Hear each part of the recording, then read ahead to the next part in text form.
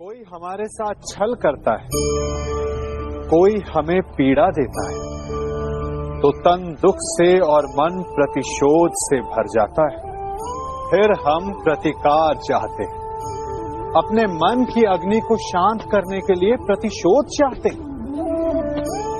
और यही हम सबसे बड़ी भूल कर बैठते हैं। तो क्या किया जाए? इसका केवल एक ही उपाय है और वो है क्षमा। यदि प्रतिकार चाहिए तो प्रतिशोध भुला दीजिए और न्याय की ओर अपने पग बढ़ाइए, क्योंकि यही वास्तविक प्रतिकार है। हम अपनी सोच और संसार की मान्यता के अनुसार अपने विचार बनाते हैं। जैसे सत्य कहना धर्म है, असत्य कहना पाप, सहनशीलता धर्म है और क्रोध करना अधर्म, उपकार करना, जीवों पर दया करना धर्म है और निष्ठुर होना अधर्म। परंतु क्या यही सत्य है? क्या कभी कभी परिस्थितियां इन आवेशों को उल्टा नहीं कर देती? करती। यदि इस संसार में कुछ धर्म है, कुछ पुण्य है, कुछ महान है, तो परिस्थिति के अनुसार चलना। जटायु स्मरण है आप सबको, वो जिन्होंने रावण पर क्रोध किया था, उस पर आक्रमण किया था। उस समय जटायु का क्रोध पाप नहीं था, धर्म था। इसीलिए अंत में उन्हें भगवान राम की गोद मिली। और कुछ ऐसे भी होते हैं जो धर्म को सहनशीलता समझकर हर अन्याय को सहते हैं और अंत में वो बाणों की शैया पाते हैं। यदि कोई पशु या व्यक्ति अकारण आक्रमण करके किसी निर्दोष के प्राण लेने की चेष्टा करे, तो उसके रक्षा हेतु उसका वध कर देना पाप नहीं, समय की मांग है। क्योंकि आक्रमण भी आत्मरक्षण ही है। यदि किसी दुष्ट की सहायता करने से सामान्य मनुष्य को कष्ट पहुंचे, पीड़ा पहुंचे, तो उसे सहायता ना देना ही धर्म है।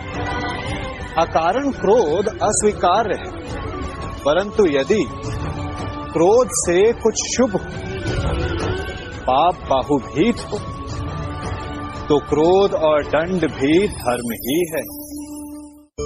स्वीकारण, सत्य का स्वीकारण मनुष्य के लिए बहुत ही महत्वपूर्ण है। जब तक मनुष्य सत्य को स्वीकार नहीं करता, उसे असत्य से लड़ने की शक्ति प्राप्त नहीं होती। जब आप भोजन करते हैं तो क्या होता है? आपका पेट स्वीकारता है कि वो भर चुका है और आप भोजन करना बंद कर देते हैं। जब आपको निद्रा आती है तो क्या होता है? आपका मन स्वीकारता है कि आपका शरीर थक चुका है और उसे विश्राम की आवश्यकता है। उसी प्रकार जब आपको किसी व्यसन को रोकना हो, तो आपको स्वीकारना पड़ता है कि बहुत हो चुका, चाहे वो लालच हो या मदिरापान। उस व्यसन का त्यागना तभी प्रारंभ होता है जब आप ये स्वीकार कर लेते हैं कि आप उस व्यसन के बंधक हैं।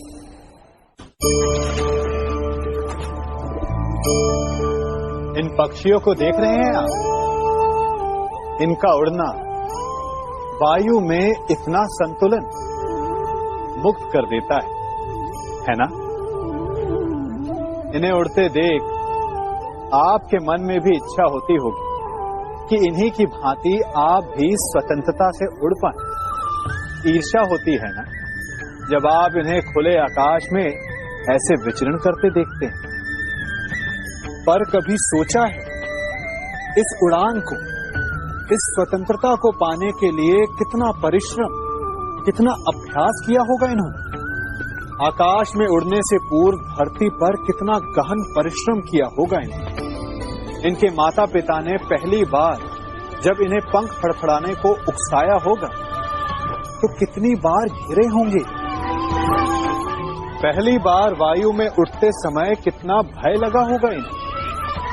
अपनी पहली उड़ान के पश्चात धरती पर उतरते समय गिरकर कितनी चोट खाई होगी। इस उड़ान का, इस स्वतंत्रता का ये मूल है। यदि आप ये दे सकते हैं तो अवश्य आप भी इस स्वतंत्रता को पा सकते हैं। इन पक्षियों की भांति ही अपने चारों ओर जब भी आप किसी सफल मनुष्य को देखें तो उससे ईर्ष्या ना करें, उसके परिश्रम और पीड़ा को समझने का प्रयास करें जो उसने यहां तक पहुंचने में पाई है। प्रेरणा लें, प्रयास करें और स्वयं भी सफल हो जाएं। हमारे जीवन का मूल आधार है करुणा। करुणा क्या है? करुणा दया नहीं, करुणा वो भाव है जिससे हम दूसरे की समस्या को समझते हैं।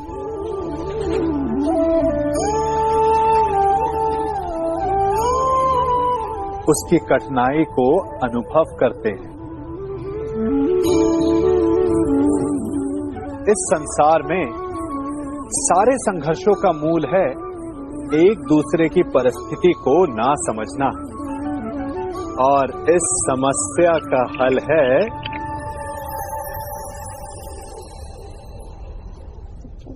करुणा।